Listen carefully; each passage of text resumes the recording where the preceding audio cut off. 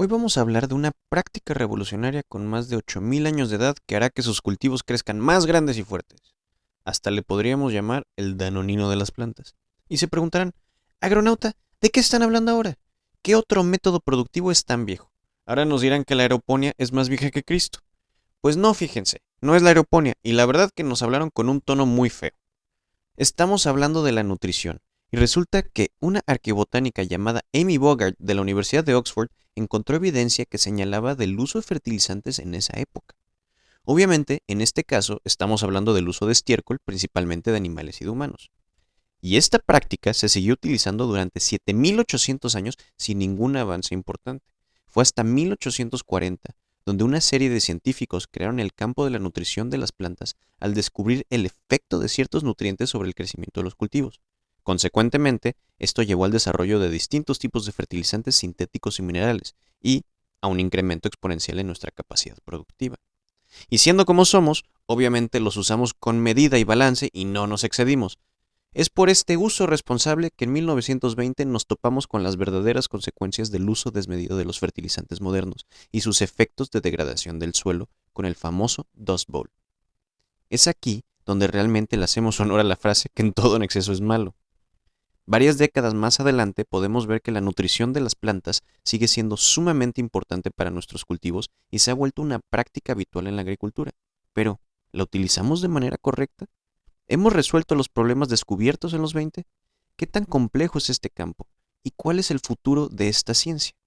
Para resolver estas dudas, tenemos el placer de presentarles a nuestro agronauta experto en nutrición y el mero mero del agro de nuestro equipo, Guillermo Vázquez, quien nos platicará de su experiencia en este campo tan importante y de paso nos dará unos cuantos consejos sobre cómo nutrir a nuestras plantas. Este es Agronauta, donde la tecnología converge con la agricultura, para darle mejores resultados al productor. Hablaremos de tecnología, cultivos, métodos de producción, nutrición, desarrollo sustentable, nuevas técnicas y todo lo que está revolucionando al sector agro en Latinoamérica y el mundo. Esperemos que disfrutes de este intercambio de ideas. Bienvenidos a Agronauta, el espacio donde navegamos por los extensos mares de la agricultura para traerles los temas más relevantes y vanguardistas para el productor. Mi nombre es Héctor Reider. Hola, yo soy Tonatiuh Quiñones. Hola, yo soy Guillermo Vázquez. Y hoy vamos a seguir con, ahora sí, las clases maestras de los miembros de Agronauta hacia el mundo, hacia nuestros agroescuchas, que es la nueva palabra. Y hoy vamos a tocar el tema de nutrición, donde Memo nos guiará sobre este mundo que la verdad, ahora sí que yo no conozco mucho. Tona, creo que tú tampoco. Bueno, Así menos que que, tú sí. O sea que estoy peor. Sí, pues ¿verdad? entonces, entonces Memo, vamos a aprovechar para ahora sí aprender bien qué es en lo que trabajas, porque ahí les confesamos algo que nos ha dicho un par de veces, pero no escuchamos. Pues gracias por la oportunidad y nuevamente bienvenidos a todos los agroescuchas a este nuevo episodio. Es para mí un verdadero gusto poder platicarles de lo que sé de nutrición vegetal. Digo, cuando la gente me pregunta, cuando conozco a alguien nuevo, me dice, oye, ¿y tú a qué te dedicas? Digo, pues sabes, soy como un nutriólogo, pero de las plantas. Hazte cuenta que le hago dietas a los cultivos, pues. Órale. Entonces es prácticamente una profesión bastante peculiar y así como nosotros necesitamos llevar una dieta balanceada para pues estar sanos, igual los cultivos, ¿no? Tanto las frutas, las verduras que nosotros consumimos, también necesitan tener una nutrición balanceada precisamente para rendir de manera correcta o rendir en un máximo potencial. Y bien, pues ¿por dónde les gustaría comenzar, estimados? Pues Pues, primero ¿por qué no? dinos cómo estamos, ¿no? Porque sí es importante saber qué también es este país en temas de nutrición, cómo ha avanzado el área y todo ese tema, ¿no? Ok, pues mira, a mí me ha tocado ver diferentes cultivos en varias partes del mundo y yo he llegado a la conclusión de que México, por su posición geográfica, la verdad es que no estamos tan exigentes en este factor, ¿no? Dentro de todos los factores que involucran una producción, un sistema de producción, la nutrición en México todavía nos falta. ¿Por qué nos falta? Por el simple hecho de que tenemos al lado nuestro mercado principal, ¿no? Estados Unidos. En menos de 24 horas, entre 18 y 24 horas, tenemos ya el producto puesto en destino en Estados Unidos o en Canadá, ¿no? Con camiones refrigerados. Entonces, la vida de Anaquel como tal no nos ha permitido, o sea, la cercanía con Estados Unidos, con nuestro mercado principal, nos ha permitido no exigirnos tanto en la vida de Anaquel. ¿Qué pasa en otros países que están hasta el sur, ¿no? En el sur del mundo, ahí como que sí tienen que pensar en la vida de Anaquel, ¿no? Imagínate, pues, oye, un país como Chile, que pues es un fruticultor por excelencia, que exporta uvas, que exporta aguacates, que exporta fresas, entonces, pero sus mercados están a 20 días en barco, no en buque, y entonces llegan al mercado y todavía tienen que aguantar otros 10, 12 días en el anaquel. Entonces, toda esa exigencia de la vida de anaquel viene de la nutrición, desde que ellos están formando su cultivo, desde que está la floración, tienen que tener bien claro los parámetros de absorción de nutrientes, en caso específico del calcio, del boro, del molibdeno, del potasio que van a dar en ciertas peculiaridades características a las frutas y verduras eh, para, poder, para poder exportar y cumplir con los parámetros que piden. Entonces, México, por naturaleza, respondiendo a tu pregunta, Tona, pues ahí vamos caminando. Cada vez exportamos también a Emiratos Árabes, a Europa, a otros mercados donde pues ya está más lejitos y pues igual las condiciones nos están obligando a poner atención en este tema.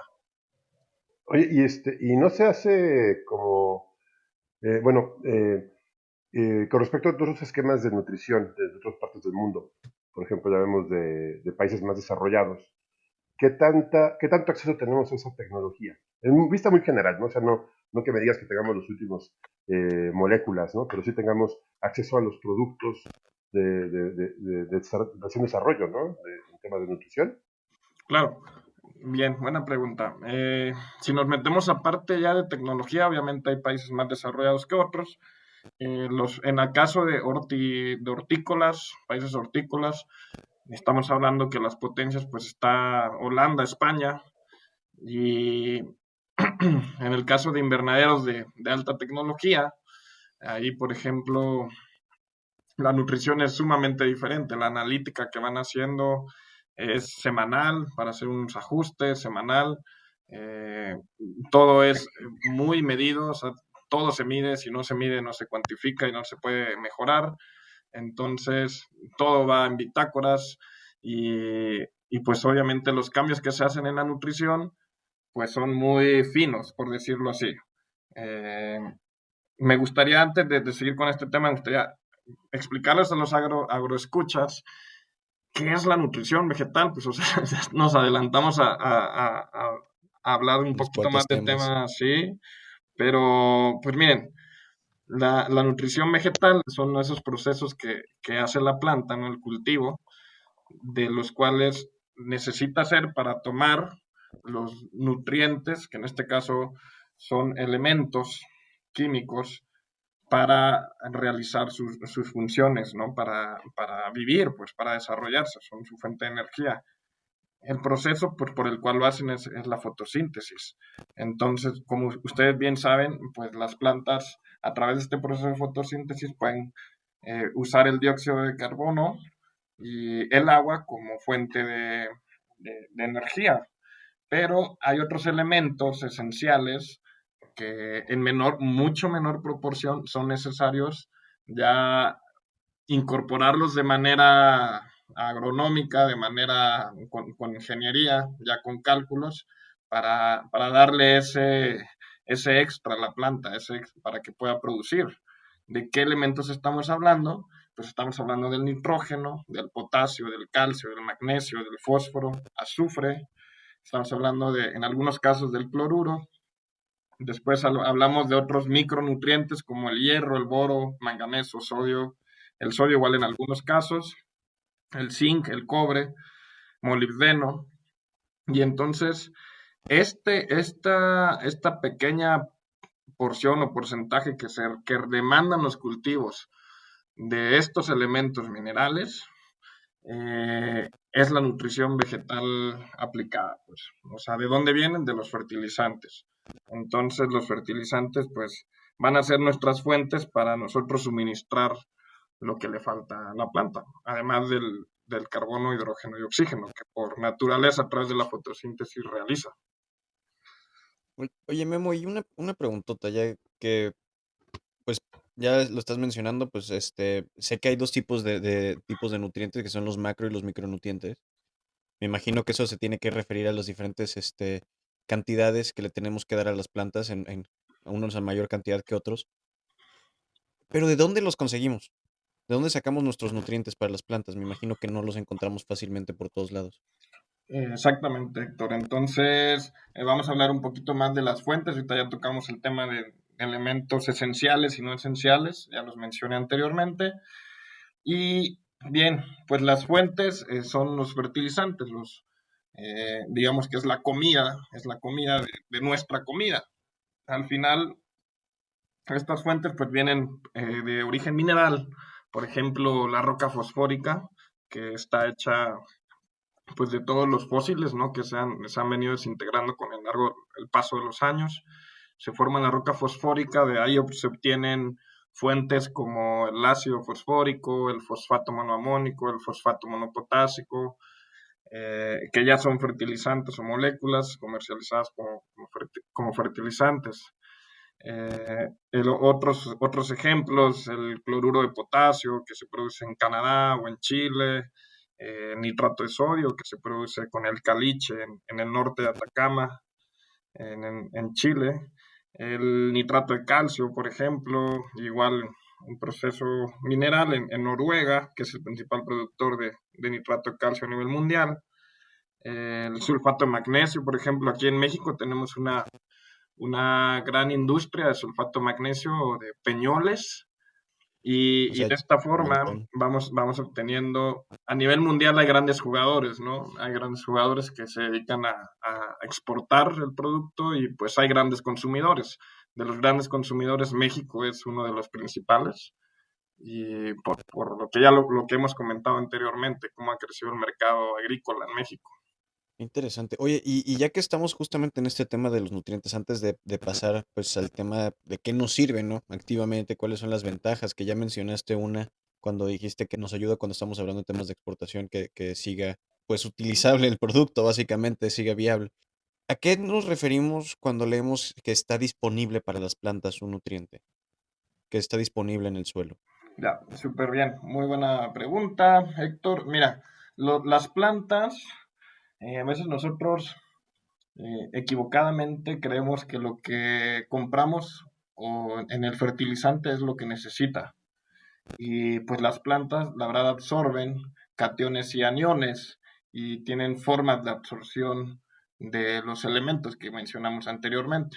Por ejemplo, ¿cuáles son los que va a absorber de forma iónica? O sea, en forma de catión y anión. Estamos hablando del potasio, del calcio, del magnesio, de la forma de nitrato, nitrógeno nítrico, nitrógeno amoniacal, del fósforo, estamos hablando también del sulfato y de los micronutrientes. Y entonces, ¿cómo absorben las plantas? Nosotros tenemos que conocer, porque por ejemplo, si en un fertilizante, en un saco de fertilizante me dice de nitrato de potasio, que es un 12,046, son 12% de nitrógeno total, 0% de fósforo y 46% de óxido de potasio, yo sé que mi planta al final va a absorber potasio puro, potasio en forma iónica. Entonces, ¿cómo paso yo de ese 46% de de óxido de potasio a la forma iónica? Entonces ahí entramos en otro tema que es cómo podemos medir una fertilización por concentración. Si quieren les explico un poquito más de eso o quieren o vemos otra pregunta. Pues, ¿por qué no tocamos lo de la concentración un poquito más adelante cuando ya estemos viendo lo de los pasos? Perfecto. ¿Por qué no tocamos? Hay que regresar al tema de las ventajas, ¿no? Tona, ¿tú qué opinas? O sea, ¿por qué yo como productor quiero darle una dieta balanceada, así, toda nuestra bonita pirámide ahí de los nutrientes sanos. Pues A la sí, yo sí. estoy poniendo mucha atención, ¿eh? Estoy hasta haciendo mis notas. Pero Sí, sí, Está tomando nota. definitivamente. tenemos libretas aquí, vemos lo que tú no Sí. estás viendo. Pero, ¿cuáles son las ventajas, pues, de una nutrición? Ya dijiste que aumentan el tiempo La vida en aquel. de vida de anaquel, ya iba a decir de arancel porque suena muy similar, pero pues no. No, pues no, nada Este, que ver. me fallan las palabras, perdón.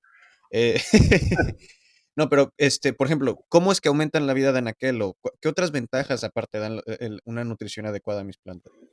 Ya, muy bien.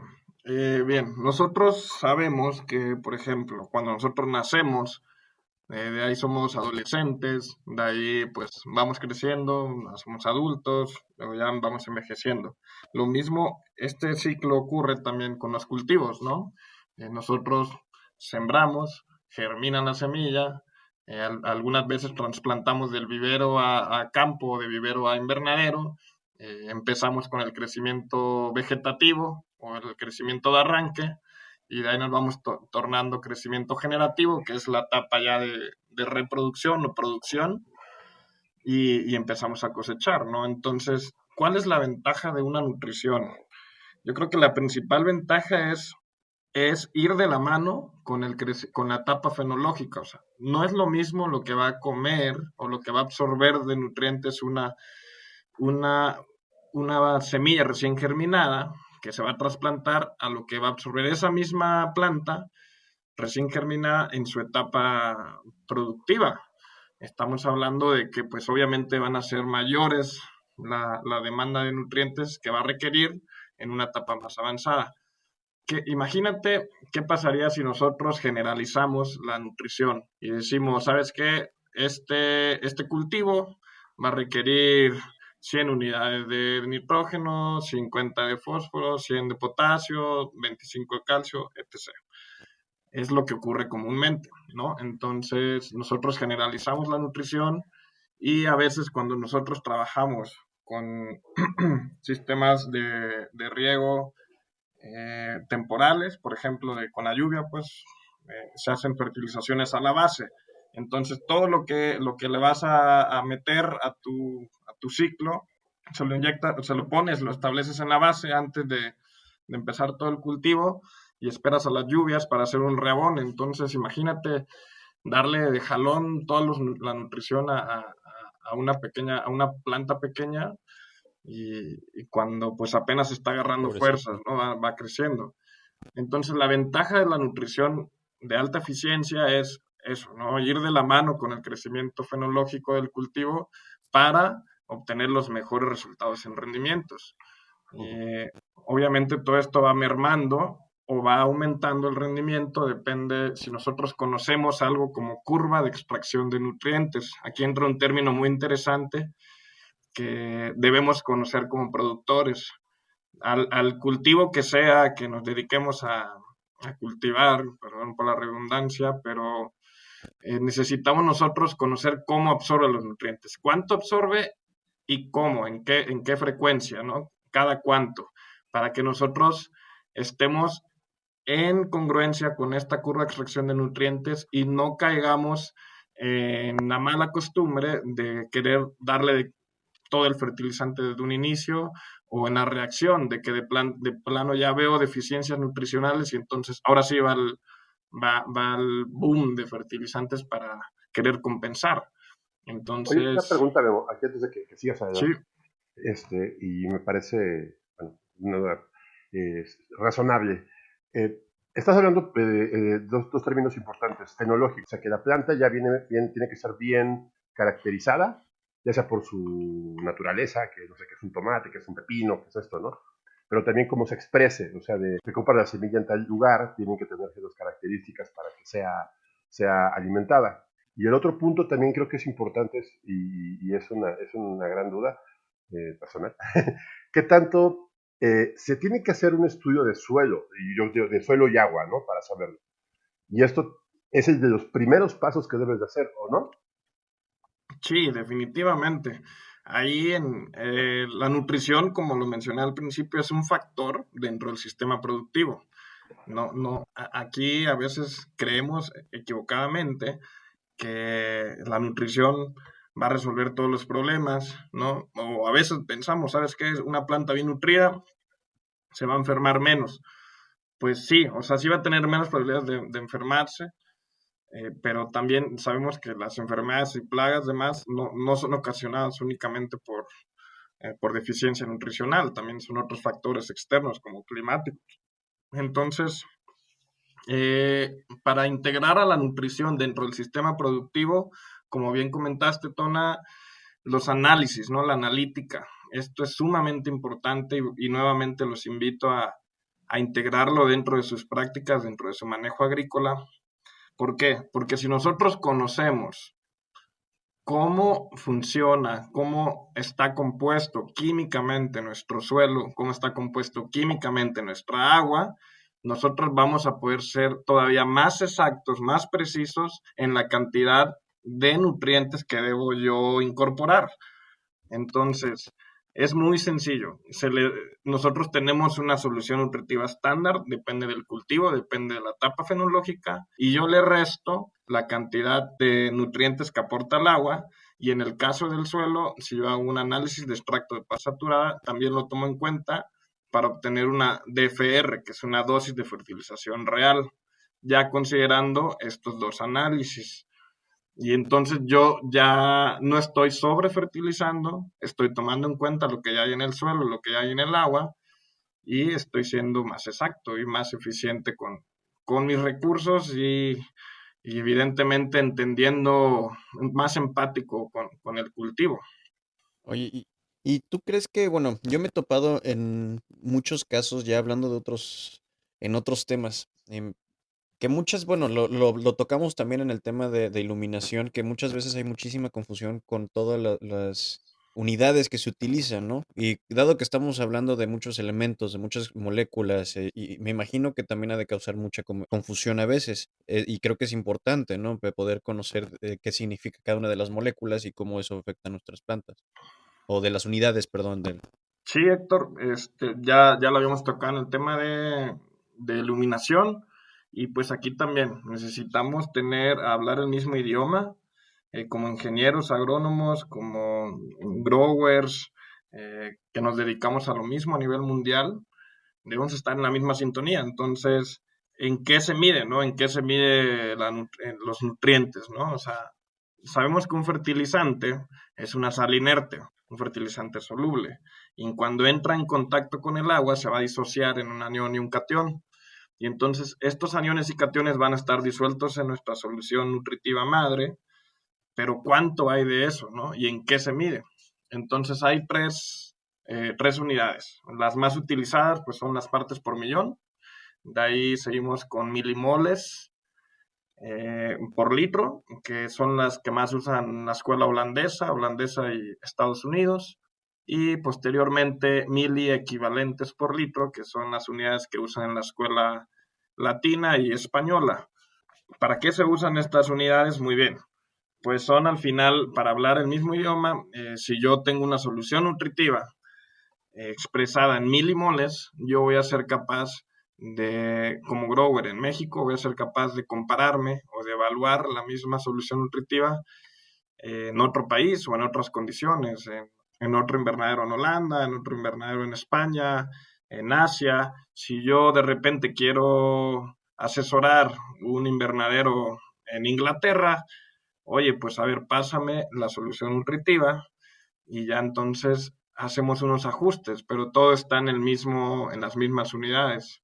Es bien importante hacer esto porque generalmente en México, bueno, y en la mayoría de los países, la unidad de fertilizantes son kilos de fertilizante, ¿no? Entonces, o unidades. Por ejemplo, decimos coloquialmente, pues estoy en un espárrago y de repente ya voy en mi tercer año del cultivo, entonces necesito tirarle, así se dice, 100 unidades 100 unidades de nitrógeno. Entonces, pero esos 100 unidades en cuánta cantidad de agua van a estar disueltos, ¿no? Para hacer una solución nutritiva necesitamos que los kilos estén divididos entre los metros cúbicos para obtener gramos por litro. Imagínense, así de sencillo, debemos de preparar Powerades, debemos de dar, o sea, conocer el Gatorade que vamos a preparar para dárselo a la planta. No podemos darle comida como tal, tenemos que darle como un suero. Y ese suero debemos de saber qué tan salado o qué tan insípido debe estar. Porque, ojo, si nos queda muy salado, pues no lo va a absorber. Hay problemas de altas conductividades eléctricas. Si nos queda insípido, o sea, con baja conductividad eléctrica, No le va a tampoco quitar la cruda. no, no va a ser suficiente, ¿sabes? Entonces, es muy fino. Yo creo que así lo resumiría Héctor, ¿sabes? Como Ok. preparar un Gatorade. Pensando en cuando eres niño, bueno, bebé, niño y Sí, sí. adolescente, adulto, tiene diferentes requerimientos, ¿no? Muchas veces a mí me queda la duda de que le manejan por rendimientos por tonelada por hectárea. Y luego eso es muy engañoso porque realmente digo, si le van a meter, como dices tú, si llevas todo el fertilizante de golpe, a lo mejor hasta contaminas el cultivo, provocas algunas cosas mal, o sea, una mala aplicación de un nutriente puede ser hasta contraproducente, ¿no? Y a lo mejor no se aprovecha todo, se desperdicia más de la mitad, Exactamente, o no sea, se aprovecha del todo. pero al final de cuentas dicen, no, es que le metí, por ejemplo, es como darle, no es lo mismo darle un mazazo que darle un piquete, ¿no? O sea, le vas a dar un mazazo de nutrientes o le vas a dar poco a poco. O sea, Sí, exactamente. ese es el chiste de esto, o sea, darles lo que necesitan en el momento adecuado, ya cuando mudaron de dientes, ya cuando les está saliendo el Exactamente. cabello, ya cuando, o sea, la plata es eso, ¿no? Exactamente, igual es como si a ti te dijeran, oye, ¿qué prefieres? ¿Hacer 3 comidas al día con 2 colaciones o en una sola sentada que te den toda la comida del día? Pues es así, es muy similar con los cultivos. Y yo creo que ahí tocamos otro tema que es muy, muy importante, ¿no? Que es cuando ya estamos tocando el tema del uso excesivo de fertilizantes. Varias veces que pues es una de las problemáticas más comunes, pues, es una que yo también me he topado en los temas de sustentabilidad. Y Pues cómo ahí, afecta a las plantas, ¿no? A final de cuentas, que tenga demasiados, a nivel interno de las plantas, ¿cómo afecta que tengan demasiados nutrientes? ya, bien, voy a tocar un término para contestar a tu pregunta, Héctor, que se llama conductividad eléctrica. Ustedes como ingenieros saben muy bien qué es la conductividad eléctrica, a los agroescuchas. Pues los que ya lo conocen muy bien, los que no, es la cantidad de sales que hay presentes en una solución.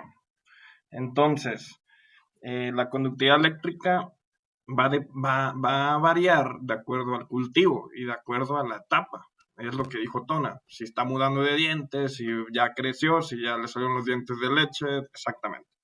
Entonces, la conductividad eléctrica, por ejemplo, en las berries, estamos hablando de que no puede pasar o debe de estar entre un rango de 1 y 1.5, 1.6 milisiemens por centímetro.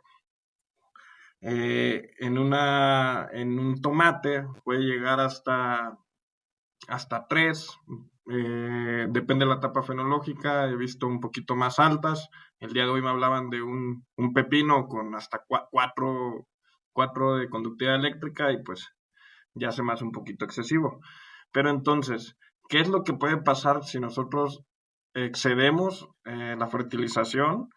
Evidentemente va directo a la yugular, pues es el sistema radicular, las raíces que son los pelos absorbentes por donde van a entrar todos los nutrientes a través del xilema y se van a ver rebasados pues por este exceso de conductividad eléctrica. Entonces va a provocar un estrés en la planta. Entonces, ¿qué si la planta, sabes qué? Yo me freno y a la hora de frenarse es una señal generativa. Entonces vas a empezar a observar, por ejemplo, en tus cultivos entrenudos cortos, las hojas se te van a poner como acartonadas, una planta avejentada. ¿Sabes qué? Le estoy dando la señal de que ya te vas a morir, literalmente.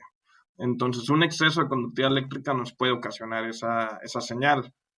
Una, un, una deficiente conductividad eléctrica, o sea, hablando de que a lo mejor nos falte un poquito más de comida, y vamos a observar un crecimiento vegetativo muy, muy evidente. Vamos a observar que el tallo se alarga, que de repente los frutos también se ablandan un poco, pero depende en qué etapa estés, en qué cultivo, ¿sabes?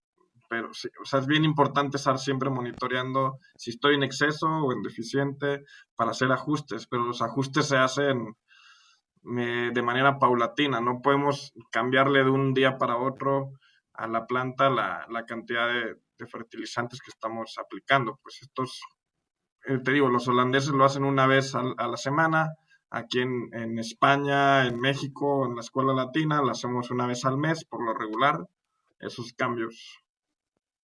Y pues de hecho, pues me imagino que antes de todo esto, la cosa es que en el campo y todavía muchos de aficionados se fijan en lo que está pasando con sus plantas, no por los análisis que se hacen, porque no se hacen tan seguido, o porque no tienen sensores para verlo, sino por cómo están las hojas, ¿no? Con el quemazón de nitrógeno, pues todos los diferentes estilos De clorosis que- férrica, sí, ajá, clorosis.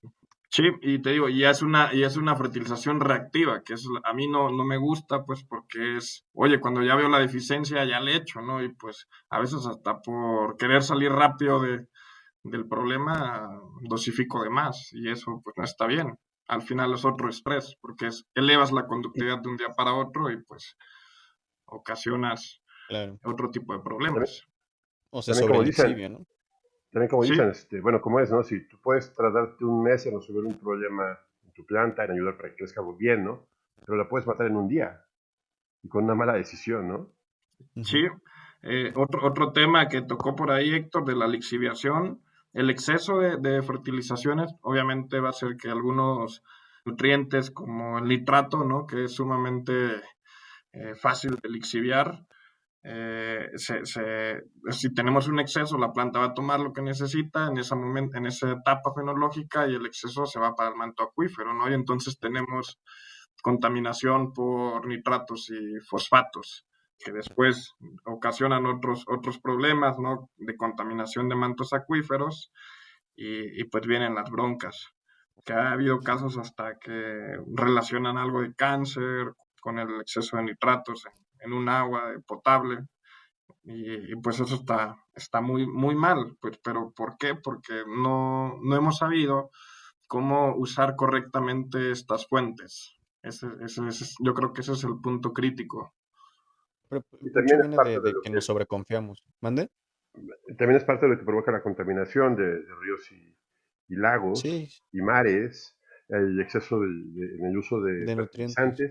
de fertilizantes que también provoca, nosotros sabemos que si colocas demasiados nitratos en el agua, pues la demanda de oxígeno se aumenta y eso genera que se mueran muchas bacterias, bueno, generan otro tipo de bacterias, que aumente se cambia el equilibrio biológico del agua y de los mantos.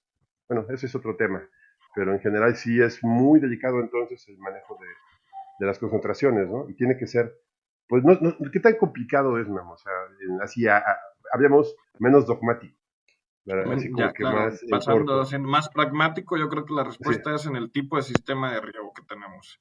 De cajón, o sea, yo como productor, ¿cómo riego? Si soy un agricultor que produce temporal, o tengo un sistema de riego por goteo, un sistema de riego por aspersión, un sistema de riego por rodado, ¿qué uso, no? Porque con eso yo ya puedo trabajar y hay alternativas. Ahorita la tendencia es que obviamente se automatice más el riego y se está hablando ya de cintillas, ahora obviamente con riego por goteo, ya existe la cintilla que va enterrada, ¿no? En el caso de producciones en el desierto, pues, o condiciones muy calurosas allá por la zona de Héctor, en Sonora, ya donde entierran la cintilla para guardar, conservar más el bulbo de humedad. Entonces ya hay esa tecnología, pues.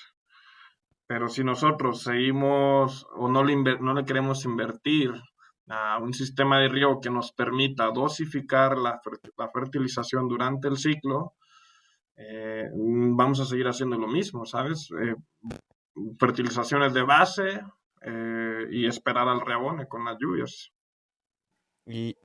Y, si, por ejemplo, si un productor no fuera a tener como la capacidad ahorita para tener uno de estos sistemas de fertirriego, ¿no?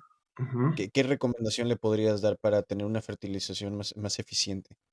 Ya, perfecto. Yo creo que hay una técnica que se llama drench, Ujú, donde nosotros podemos ir inyectando de manera manual con una mochilita, planta por planta, hablando de cultivos, por ejemplo, como el agave, ¿no? O ujú. frutales, eh, que se pueden hacer esas aplicaciones.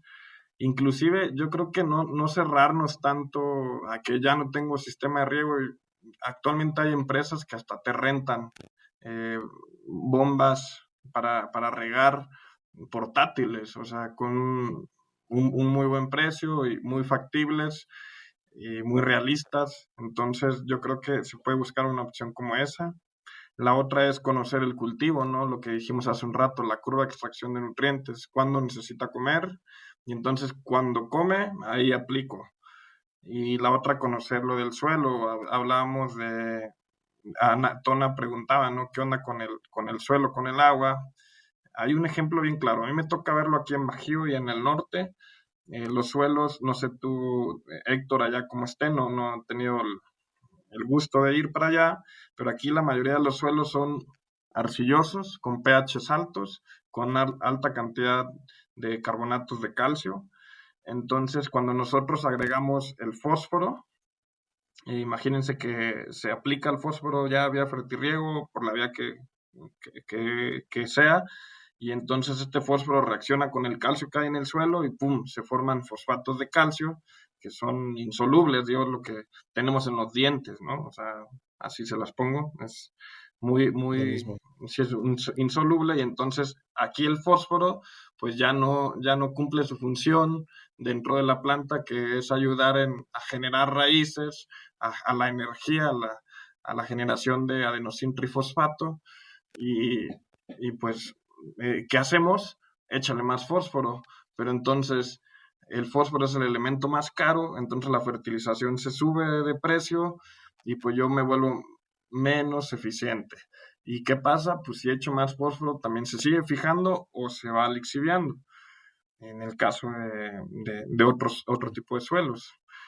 Sí, aquí pasa algo similar. También tenemos suelos muy alcalinos. Hay más problemas con sodio acá, pero sí es muy similar. Y Y qué tan, o sea, con respecto al tiempo? Si voy agregando y agregando y agregando y agregando, obviamente quedan residuos en el suelo. Por ejemplo, entre ciclo y ciclo hubo fertilización. ¿Qué tanto es común de que se olviden de esto y sigan su mismo esquema anterior? Supongo que tienes que hacer un esquema y un estudio de suelo, bueno, no supongo, tiene que hacerse por periodos, o sea, ya sea antes de empezar cada ciclo, antes de empezar cada cosa, y mucha gente no los hace y se los salta y empieza a tener problemas. ¿Qué tipo de problemas pueden generarse, Memo, en esos aspectos? Claro, muy buen punto, Tona. Ahí lo que se deben hacer es históricos, ¿no? Bitácoras de análisis de suelo y observar con el tiempo cómo, recordemos que el suelo es un sistema vivo, hablando de producciones en campo abierto. En producciones invernaderos es otro rollo, ¿no? Porque cada ciclo se cambia el sustrato y bueno, empezamos de cero. Pero en campo abierto, nosotros podemos generar un histórico desde que empecé mi cultivo 10 años atrás, 15 años atrás, hasta el día de hoy. Me ha tocado ver agricultores que de repente después de 10 años, 12 años de aplicaciones altas en fósforo, de repente su suelo ya tiene más fósforo del que necesita el cultivo y entonces, ¿sabes qué? Ya no apliques fósforo y entonces van otros 5, 6, 7 años de no aplicar esa fuente y entonces el suelo recupera esa estabilidad. Y otra vez vuelves a empezar a hacer aplicaciones paulatinas. Digo, lo ideal no es llegar a los extremos, como en este caso, ¿no? De que voy a aplicar hasta que ya me sobre y ya no tengan que aplicar nada. Lo ideal es mantenerse en los parámetros que sean necesarios para la absorción de nutrientes del cultivo que estoy produciendo. También creo que es Entonces, importante pensar en ese aspecto que lo que estamos trabajando es el activo más importante del campo, ¿no? Que es el suelo. Y sí, como tal, tiene que cuidarse y tiene que hacerse un plan pues, para mantenerlo sano, ¿no? exactamente, Tona. Ahorita, bueno, en otros países como en Oceanía, Australia, Nueva Zelanda, están ya incorporando, inclusive en Francia, en el análisis de suelo, una cromatografía, que es lo que hablábamos la sesión pasada. Entonces, es un análisis que se hace después del ciclo de cultivo, cómo queda mi suelo en la estructura, ¿no? Si queda compactado o no queda compactado, si hay microbiota o no hay microbiota. Entonces, eso también ya se está exigiendo. En México todavía no, pero digo, va a llegar un momento donde va a ser necesario y casi obligatorio para aquellos que exportan hacerlo.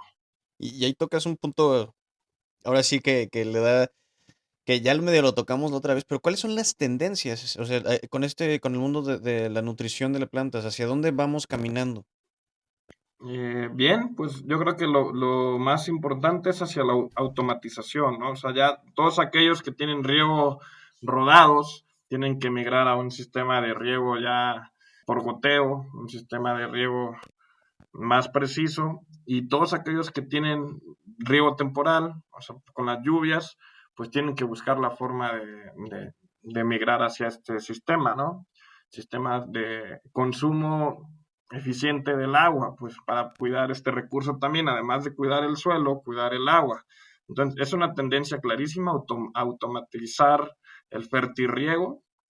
Otra es el conocimiento de estas especies, de la curva por variedad y de ir suministrando cada vez de manera más personalizada, porque un cultivo, el mismo cultivo, la misma variedad, estando en Bajío y estando en Baja California, en tu zona, o estando en Guadalajara, te apuesto que va a comportarse de manera diferente por las Claro. condiciones climáticas. Entonces, cada vez la tendencia es ir a personalizar este tipo de cultivos y de manejos agronómicos. ¿Qué otra tendencia está? Lo de incorporar también la parte de fertilizantes orgánicos, biológicos, donde lo comenté la sesión pasada, yo ya he visto empresas y también ranchos donde combinan. Entonces la tendencia es esta, ¿no? Ir combinando la fertilización mineral no está peleada con la fertilización biológica, al contrario, se complementan y es una tendencia clara, inclusive en invernaderos, Héctor Tona, me ha tocado observar que ya hay productos orgánicos que los meten dentro del tanque madre, ¿no? Hay un tanque en el cuarto de riego que la mayoría de los invernaderos tienen, que se llaman aplicaciones especiales, y en esas aplicaciones especiales pues van desde micorrizas, enraizadores, aminoácidos, que van combinando la nutrición biológica con la nutrición mineral. Oye, bueno, regresamos a un debate que medio empezamos en la sesión pasada con el tema de sustentabilidad, que era el del fósforo, ¿no? Sí. Entonces, ¿realmente es posible que lleguemos a ser sustentables con el uso de nuestros nutrientes?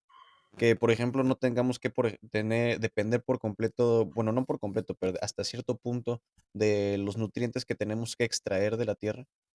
Mm, Mira, la fertilización mineral no se va a acabar porque esto es un tema fenológico, pues. O sea, la planta, como lo mencionamos al principio de este episodio, va a requerir, además del carbono, hidrógeno y oxígeno, va a requerir macro y micronutrientes minerales.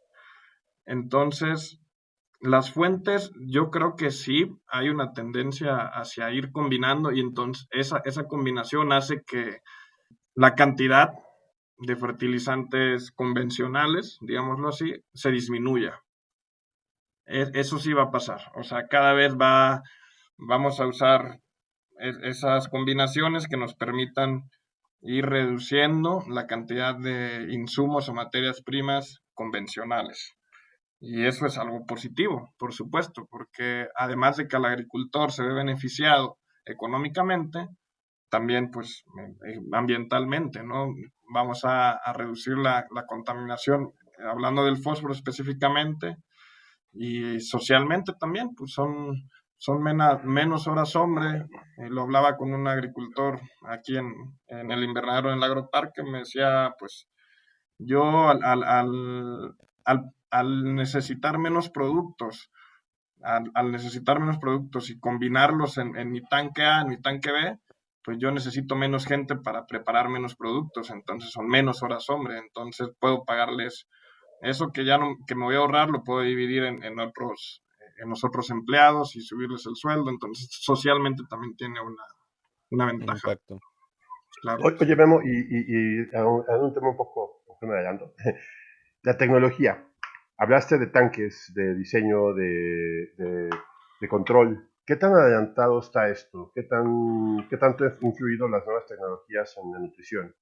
Ya hay sensores, actualmente existen unos aparatitos que se llaman ionómetros, son sensores que nos permiten en el campo medir cuánta cantidad en partes por millón hay de calcio, magnesio, nitratos, potasio, sodio, y de ahí nos podemos tomar decisiones. Ya no es tan necesario de que esperar la muestra y mandarla al laboratorio, esperar 5 días, nos regresan el resultado y tomar la decisión.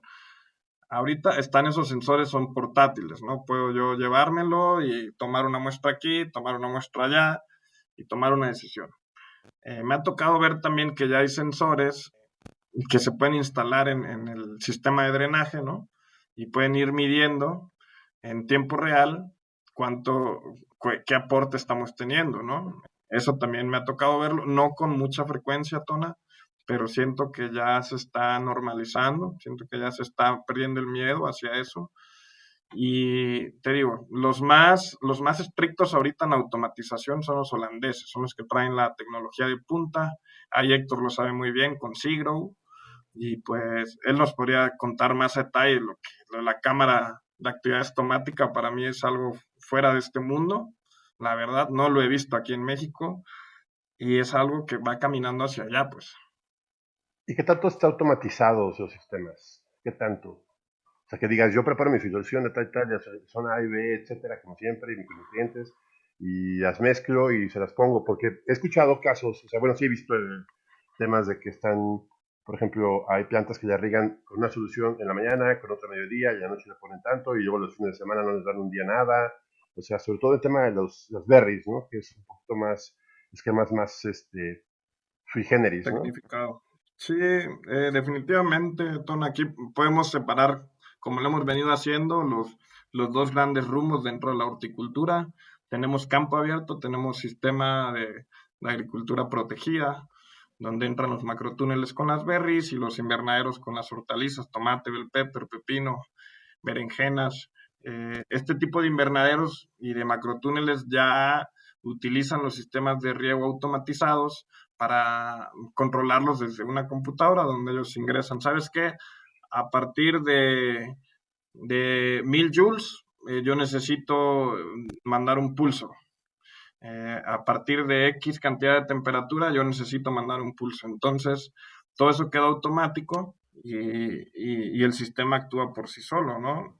Es desde lo más avanzado hasta lo más básico que podemos hacerlo manualmente, ¿no? También me ha tocado ver mucho en campo productores de berries y hortalizas para exportación como brócoli, lechuga, ajos, que todavía, hazte cuenta que preparan su tanquecito de 200 litros y lo inyectan de manera manual en cada riego, ¿no? Y así van en cada rancho. Hay de eso hasta lo más automático hasta el momento. No, pues así está cambiando muchísimo. Y oye, y para ya no alargarnos tanto, porque es que este es un tema que la verdad es que yo estoy aprendiendo muchísimo y es un mundo de información. Si fueras a decirle a nuestros agroescuchas, ¿qué quieres que se lleven a casa con todo lo que hemos estado platicando hoy? Bien, pues a mí me gustaría, desde el punto de vista agronómico, a todos los agroescuchas, que tomen en cuenta que la nutrición debe ser un factor cuantificable. Debemos medir y medir y medir y medir para poder tomar decisiones en nuestra fertilización. Si nosotros no conocemos cuántos aportes tenemos en el agua, cómo está mi suelo, cómo está mi sustrato, y no conocemos cómo se va comportando de acuerdo al ciclo del cultivo, muy difícilmente voy a lograr ser empático con el cultivo y ser empático con lo que quiera producir. Entonces, es un trabajo en equipo y aquí se trata de ponerse en el lugar de la planta, ¿no? De darle el poder a la planta. Y en este caso, no olvidarnos que la nutrición va a ser determinada por la misma planta. si por el tipo de cultivo, por la etapa fenológica en la que esté o la edad en la que esté, hablando de un cultivo perenne, y eso, medir y tomar decisiones de fertilización con base en la analítica para evitar precisamente problemas por exceso de conductividad eléctrica o deficiencias de nutrición que son ocasionadas por evidentemente deficiencias en la fertilización. Eso, Héctor. Mi parte de la pregunta sería de cierre. Sería, como empresarios, bueno, viendo el punto de vista del negocio, la nutrición creo que es de las cosas más costosas que tiene un agronegocio. En este caso puede ser impactando, porque impacta directamente sobre las utilidades, impacta directamente sobre los costos directos. ¿Qué tanto puedes verlo tú como para el productor que lo toma en cuenta desde el punto de vista económico? ¿Cuánto cuesta la nutrición? ¿Qué parte? Y bueno, los efectos pueden ser muy Claro. buenos, pero también muy catastróficos, ¿no? Exactamente, Tona.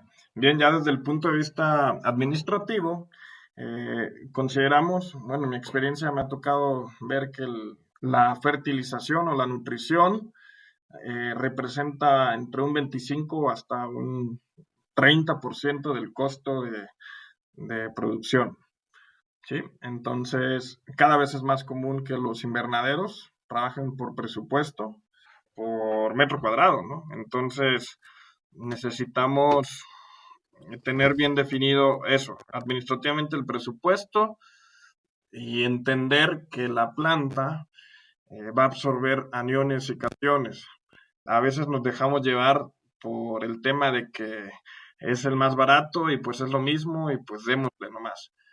A veces caemos también en la otra parte de que, bueno, pues es lo más caro y me va a garantizar que todo esté bien y pues ni tanta ni muy. Yo creo que debemos ser más objetivos e invitar a los agroescuchas a tener bien identificado cuál es el porcentaje que ocupa la fertilización dentro de su costo de producción y para poder identificarlo y para poder medirlo, como lo dije hace un ratito. Si no lo medimos, no sabemos ni cuánto nos cuesta, pues cómo lo voy a mejorar. Y Pues sí. último punto, el tema de la trazabilidad, ya que se va a poner muy de moda este tema por el tema de blockchain, este, la trazabilidad del uso de fertilizantes, porque sí es importante saber qué compras, qué le pones, cuándo se lo pones, qué cantidad se lo estás poniendo, y todo ese tema. En la agricultura va a ser todo un punto muy fuerte, ¿no? ¿Qué tanto se lleva esto? Eso definitivamente es otra parte de las tendencias, Tona. Qué bueno que lo mencionaste. Un ejemplo clarito es en Europa, por ejemplo, el tema de los percloratos.